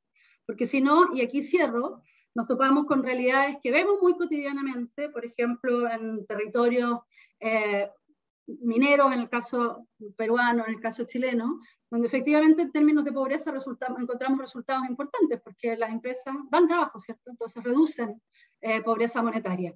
Pero sabemos perfectamente los desequilibrios ambientales que generan, la exclusión que generan, el tipo de daños que generan. Entonces, me parece que hay que superar esa mirada exclusivamente centrada en reducción de pobreza, justamente desde esta perspectiva que ustedes comentaron, digamos, de avanzar en exclusión y en fortalecimiento de actores sociales y de la sociedad civil en general.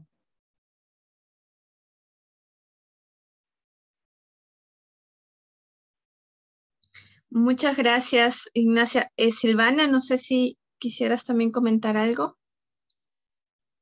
Sí, Melissa, más o menos, ¿cuántos minutos me das? Adelante, Silvana, no comenta, no hay problema. Ah, bueno, gracias.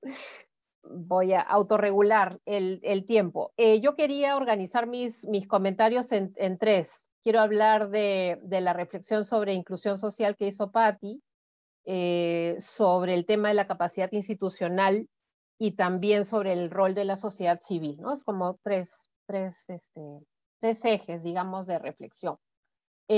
Yo no es que cuestione per se la categoría de inclusión social, lo que cuestiono es que sistemáticamente consideremos que es la categoría que se contrapone a la de exclusión social. O sea, creo que pareciera como una dicotomía casi natural, y creo que lo que viene bien es entender que para revertir la exclusión social no es suficiente promover procesos de inclusión social con los retos que implican, sino que hay que revertir una serie de condiciones asociadas a desigualdades estructurales vinculadas al ejercicio del poder, al tema de estructuras sociohistóricas que marcan, digamos, accesos o oportunidades diferenciadas al uso de determinados recursos naturales, y que también connota una dimensión institucional, ¿no? O sea, no vamos a poder realmente lograr procesos que reviertan la exclusión social en sus múltiples dimensiones hablando únicamente de inclusión social. Finalmente, la inclusión social es una apuesta que justamente enfatiza el reconocimiento de esas heterogeneidades en una serie de dimensiones, pero la inclusión social también está territorialmente situada, y creo que revertir esas condiciones de desigualdad suponen acoger esos distintos matices en el proceso. En segundo lugar, sobre el tema de la capacidad institucional, creo que viene bien, y creo que es un reto, y es un reto clave desde donde nos toque estar, y viene bien abordarlo desde lo que pueden ser, por ejemplo, los grandes sistemas administrativos del Estado, por ejemplo, ¿no? Estoy pensando en el sistema de inversión pública, en el sistema de presupuesto público, en el sistema de información, en el sistema de planeamiento y en el sistema de formación de capacidades, del servicio civil. Y en el Perú, cada uno de estos 5 procesos que acabo de mencionar, asociados a sistemas, tiene de alguna manera una suerte como de adscripción a algún tipo de entidad rectora. Entonces creo que viene bien pensar que la territorialización también debe acoger y vincularse a esos distintos sistemas que ya operan. Y creo que es tremendamente retador, pero creo que también, y sin ánimos de ser complaciente, hay algunos avances sobre los cuales tal vez deberíamos aprender todos para ver en qué medida hay efectivamente lecciones que podemos reforzar, hay brechas que debemos cerrar y hay procesos que debemos activar.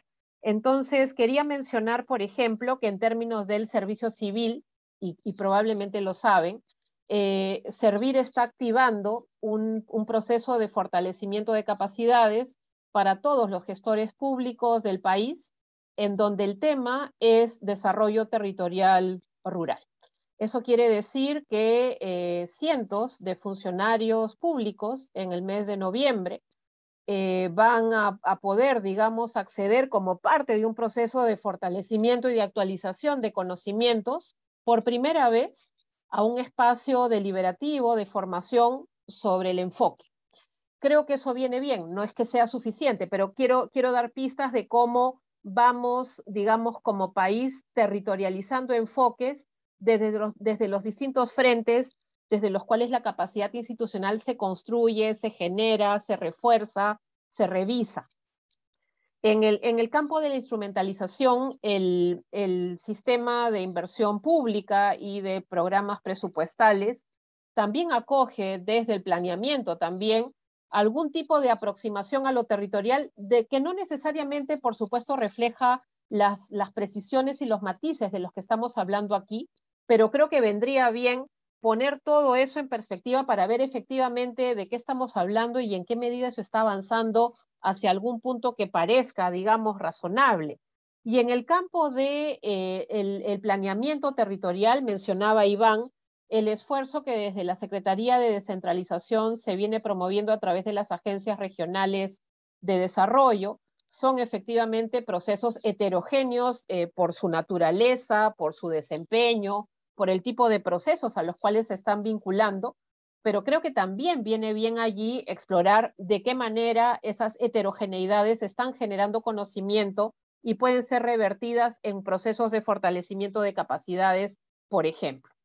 En términos de lo que implica el trabajo desde sociedad civil, creo que es notable y es justo el reconocimiento a los esfuerzos que diversas asociaciones de pequeños productores, de mujeres, de organizaciones sociales de base, estoy pensando en las ollas comunes, o desde diversos gobiernos locales, se vienen desplegando, aunque sin llamarle enfoque territorial, va suponiendo de alguna manera diferenciar y proponer medidas, estrategias que acogen la heterogeneidad para dar cuenta de dinámicas que tienen en marcha. Estoy pensando, por ejemplo, en el caso de la provincia de Huanta, en Ayacucho, o de la provincia de Patás, en La Libertad, en donde se vienen proponiendo, digamos, diversos modelos de territorialización de la gestión desde el espacio local, y creo que son enormes espacios también para aprender en diálogo con una sociedad civil. Creo que desde sociedad civil, y con esto termino, hay oportunidades de contribuir a la reflexión, al fortalecimiento, a la consolidación, a la divulgación del enfoque territorial desde cinco medidas concretas. ¿No? Estoy pensando en la importancia que tiene sistematizar conocimiento. El conocimiento, cuando no se sistematiza, dicen los expertos, se diluye, y cuando se diluye tiende a perderse. Creo que allí sociedad civil tiene un rol importante. Tiene un rol importante también en ayudarnos a priorizar temas que siguen siendo importantes y que a veces por distraernos en otros temas que pueden ser urgentes, se pierden de vista.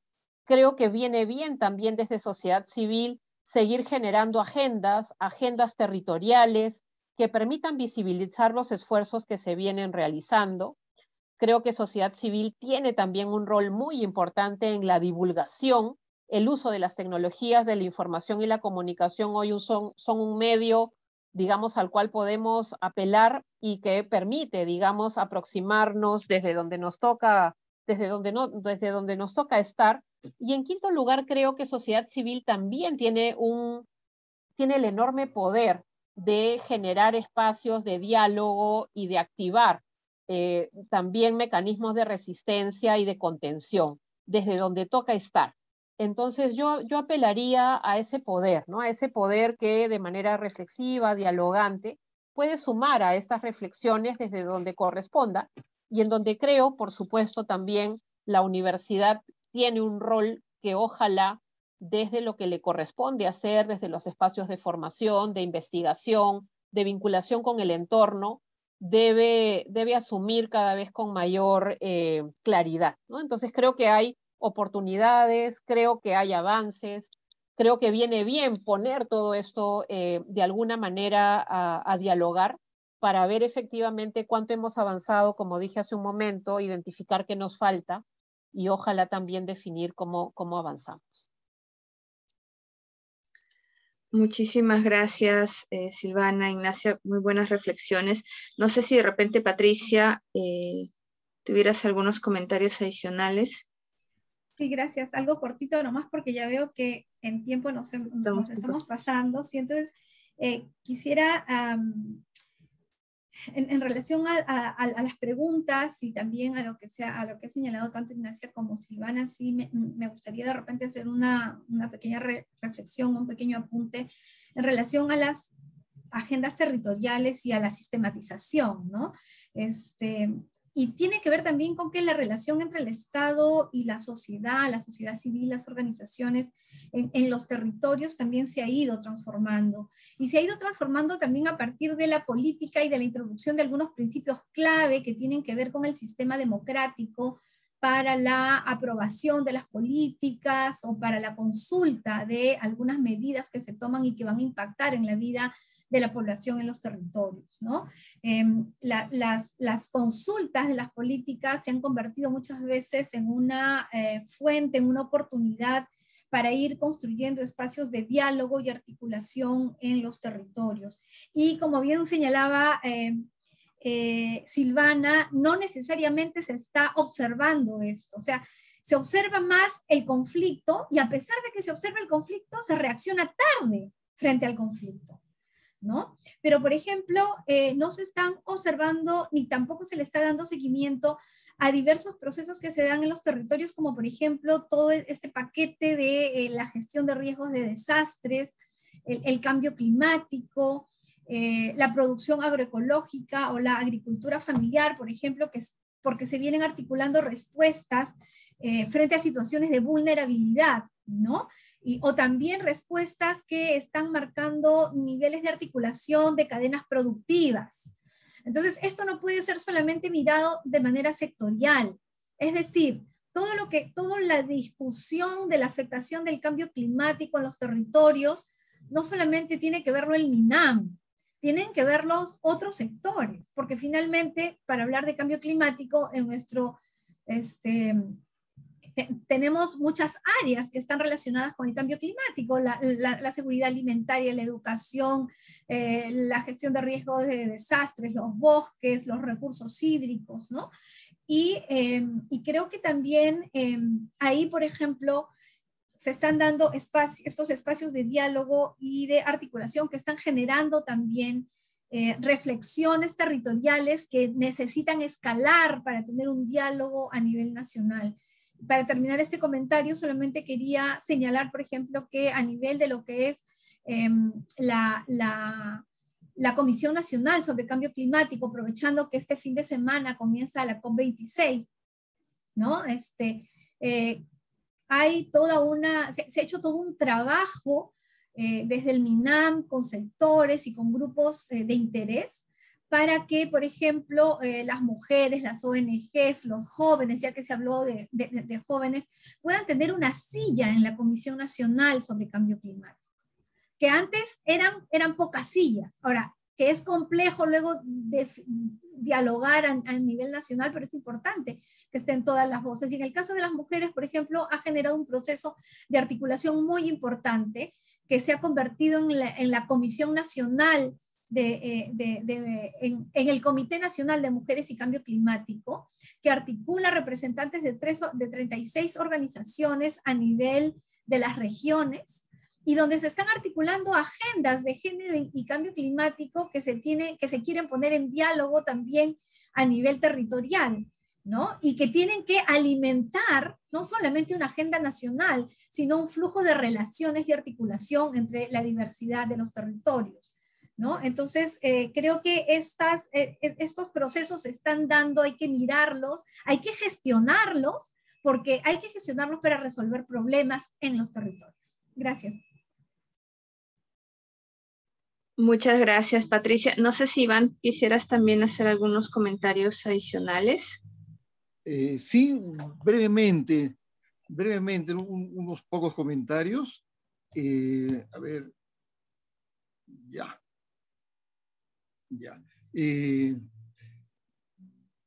Sí, no sé si me están escuchando. Sí, ya, mira, sí. Ya, brevemente, parto de esta idea, así como María Ignacia nos ha presentado algunos avances en el desarrollo conceptual de lo que vienen trabajándose, también los agentes de desarrollo, los profesionales de organizaciones de desarrollo, de ONGs de desarrollo rural, tienen también que avanzar en sus propias concepciones. Por ejemplo, y aun cuando eso fue formulado hace ya buen tiempo, hay que renovar e innovar la visión esta que tenemos sobre la ruralidad en el país, lo rural. Por ejemplo, el enfoque de DTR habla de que lo rural está articulado a lo urbano y va más allá de esa visión estrictamente sectorializada. En segundo lugar, habla también de digamos, las familias rurales no solo son productoras agropecuarias, y además lo agropecuario no solo no es la principal fuente de ingresos, es una fuente de ingresos, pero no la única fuente de ingresos, que las familias tienen, digamos, una cartera o un portafolio diversificado de actividades, como dirían los economistas, ¿no es cierto? Y que lo agropecuario le significa algo así como el 50% a lo mucho de sus ingresos. Entonces, eso implica, de ahí hay el planteamiento de trabajar el empleo rural no agropecuario, ¿no es cierto? Entonces, ideas como esas, de tan, digamos, trajinadas como están, sin embargo, creo que en muchos agentes del desarrollo lo que falta todavía arraigar eso, ¿no? En muchos planificadores del desarrollo, me refiero a gente en ONG sobre todo, falta, digamos, asumir, internalizar ese tipo de conceptos en el momento de planificar y de ejecutar su trabajo, ¿no? Hay que ir más allá de digamos, del enfoque tradicional. Hay que ver a esas familias con las que se trabaja como compuestas con distintos miembros y que el impacto del trabajo va a ser diferenciado según se trata de hombres y según se trata de mujeres, y de ahí la importancia del enfoque de género y de ideas como las que Patricia ha dicho, ¿no? Ha mencionado. Hay que trabajar y decidir en esos productores que también son ciudadanos y ciudadanas, y hay que formarlas, hay que contribuir a formarlas como tales, ¿no? Entonces, creo que es un desafío bastante grande esto, ¿no? Y que tiene que traducirse en el diseño de proyectos, en el diseño de iniciativas, en innovaciones que digamos, nos retan a futuro. Eso, gracias. Muchísimas gracias, Iván. Sin duda, muy importantes reflexiones que nos invitan a seguir en este diálogo, en seguir construyendo, co-construyendo este aprendizaje. Se menciona la sistematización, territorios en diálogo, la articulación. Sin duda, las diferentes voces son las que nos ayudan a la definición y a la aplicación de estos enfoques, ¿no? En un minuto quisiera invitarles si de repente tuvieran alguna reflexión final como para el cierre del seminario, muy rápido en el orden, de repente Ignacia. Sí, yo muy brevemente, bueno, además de agradecer ya no solo la invitación, sino que el espacio de reflexión y de discusión que me deja llena de ideas y de nuevas preguntas, hacer una breve reflexión en respuesta a una pregunta que, Melissa, nos comentaste que alguien hizo sobre el tema de los jóvenes en este contexto rural no agrícola. Yo creo que justamente el entender, el ir haciendo este tránsito al que hacía referencia Iván en el mundo del desarrollo, desde lo rural, o sea, desde lo agrícola hasta lo rural, es un enorme espacio de oportunidad para la mejor incorporación de los jóvenes a la ruralidad. Porque parte importante de lo que observamos como dificultad para los jóvenes, no es la única ciertamente, pero dificultad para los jóvenes para mantenerse en territorios rurales, para dejar de emigrar en busca de otras oportunidades, tiene que ver con sentir que la agricultura o el seguir trabajando las tierras de sus padres, etcétera, es la única oportunidad de desarrollo. Donde vemos proyectos exitosos de jóvenes que retornan o que se quedan, es cuando innovan o crean a partir de ahí en otros emprendimientos, ámbitos de trabajo, etc. Entonces, valorar y entender, por ejemplo, desde las políticas públicas, también esa diversidad de formas de empleo, ciertamente es válido para los adultos, pero para efectos de una mejor comprensión del espacio que los jóvenes pueden tener en la ruralidad, me parece que es también clave. Eso es lo único que agregaría en términos como de contenido a esta reflexión. Ciertamente podríamos seguir un largo rato reflexionando, pero agradecerles. Ciertamente muchas gracias por el diálogo y por la conversación. Muchísimas gracias, Ignacia. Silvana. Gracias, Melissa. En un minuto yo también sumarme al agradecimiento por este espacio. Siempre es retador. Pues sobre todo porque, como decía Iván, las certezas no son esquivas, ¿no? Pero viene bien a veces que las certezas no estén instaladas, porque eso es lo que finalmente nos insta, nos anima a seguir avanzando en la reflexión y también en el tipo de acción colectiva que podamos promover. Yo, siguiendo la línea de lo que plantea Ignacia sobre los jóvenes, creo que los espacios universitarios tienen una enorme responsabilidad en formar profesionales desde enfoques como este. Yo creo que aún el enfoque territorial sigue siendo de alguna manera uno desde el cual o sobre el cual se dialoga en política pública con enorme diversidad o en el campo del desarrollo, pero no necesariamente desde el campo de la formación, desde la formación universitaria en particular. Y creo que vendría bien, ¿no? La Red Peruana de Universidades, por ejemplo, podría promover espacios de formación de profesionales en este tipo de trabajo. Formación en términos de contenidos en las mallas, de formulación de tesis de investigación, un repositorio, por ejemplo, que nos permita avanzar, y por qué no, también en las acciones de responsabilidad social que acojan, digamos, estas miradas. Creo que viene bien vincular estos distintos frentes. Hay una enorme oportunidad allí para seguir sumando esfuerzos y yo nuevamente, ¿no? Despedirme con el agradecimiento por la oportunidad y también renovando el compromiso de cuando se presente la oportunidad de poder seguir colaborando desde donde nos toca. Muchas gracias. Muchísimas gracias, Silvana. Patricia. Gracias. En un minuto. Sí, de repente siguiendo el hilo de Sil, efectivamente el enfoque territorial, el desarrollo territorial no puede ser solamente algo que se profundiza o que se reflexiona desde las ONGs y en las facultades de sociología, en sociología rural, en sociología urbana, ¿no? A veces en arquitectura, de repente por ahí en alguna ingeniería, ¿no? O sea, hay que colocar el desarrollo territorial también al centro de la reflexión académica Y yo quiero agradecer a CEDEPAS porque justamente a partir de las actividades por el 37º aniversario nos está ayudando a pensar los territorios en su diversidad, en su complejidad, y nos llama también a escuchar las voces de los territorios, esas voces diversas, con una mirada interseccional de los procesos y también de las desigualdades, ¿no? Entonces, les agradezco por eso, me quedo también con eso, con esa tarea, para seguir reflexionando, para seguir comprometiéndome con estas reflexiones, agradecer especialmente, bueno, a Fico Tenorio, a Ana Cecilia Angulo, y al equipo de CEDEPAS con el que ya vengo trabajando de manera cercana y a quienes quiero muchísimo. Hemos hecho un equipo interinstitucional, a Melissa Donet, a Cristel Lino y a Caroline Moreno, ¿no? Muchas gracias por esa oportunidad.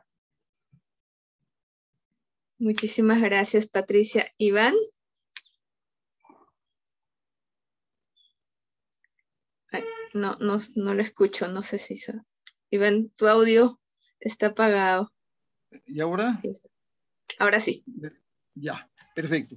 Sí, mira, lo primero que diría es que no hay que tener miedo a trabajar no solamente los temas relacionados con la esfera productiva o la esfera económica, también hay que entrar en la esfera de ciudadanía. Así, los productores, los agricultores, los beneficiarios de los proyectos son también ciudadanos y ciudadanas.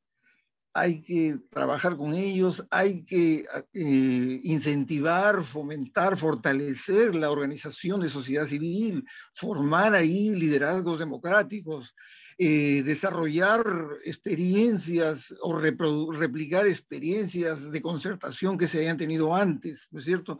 Hay que dar un salto de ese tipo. Creo que eso va a ayudar a desarrollar el tejido institucional del país. Eso me parece importante, clave. Para CEDEPAS eso está en un momento adecuado como para hacerlo. Lo ha venido siendo de alguna manera y es necesario profundizarlo. Por lo demás, muchas gracias por lo que he escuchado y por todas las ideas nuevas que me llevo aquí. Muchísimas gracias, Iván. Gracias, Ignacia, Silvana, Patricia. Quisiera, de repente, Anita, si tuvieras algunas palabras de cierre. Gracias, Meli. Reiterar nuestro agradecimiento a ustedes por haber expuesto sus ideas en este seminario. Tal como lo mencioné al inicio, estamos en un proceso de planificación estratégica y para nosotros lo que hemos recibido y lo que estamos compartiendo en este evento, lo que ustedes están compartiendo, también será insumo para el debate, para el análisis que hagamos internamente como equipo. Sigue siendo un reto para nosotros, seguirá siendo un reto el desarrollo territorial rural, precisamente porque la mayor parte, por no decir todo, de nuestro ámbito de trabajo es precisamente allí, ¿no? En la zona rural, con la población que se ha visto más afectada en esta pandemia, pero que no es de ahora. Esto viene ya desde años, décadas, de no ser incluido, de no participar del progreso o el avance del país en la misma medida que otros sectores, como pueden ser las zonas urbanas. Reitero mi agradecimiento y ha sido un gusto escuchar a cada uno de ustedes. Muy amables. Muchas gracias, Anita. También me uno al agradecimiento por su tiempo, por haber compartido todas sus experiencias con nosotros. A quienes nos están acompañando desde la sala, quisiera invitarles a contestar una pequeña encuesta que a nosotros nos ayuda también para los seminarios, y también a nuestro ponente y panelista, si que pudieran activar sus cámaras, por favor, para que puedan hacer una foto o una toma, una captura de pantalla. Muchísimas gracias. Cristel, ¿nos avisas, por favor, de la toma? Sí, falta que el señor Iván pueda. Ahí está, desactivando. Ahí vamos, 1, 2, 3. Genial, gracias. Muchísimas gracias.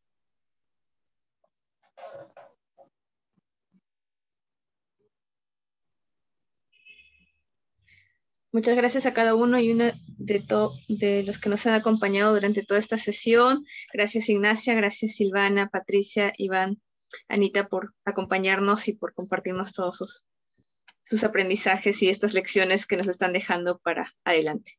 Gracias. Gracias a ustedes por la Gracias. invitación. Hasta Chao, pronto. Chao. Hasta pronto. Chao, nos vemos. Gracias.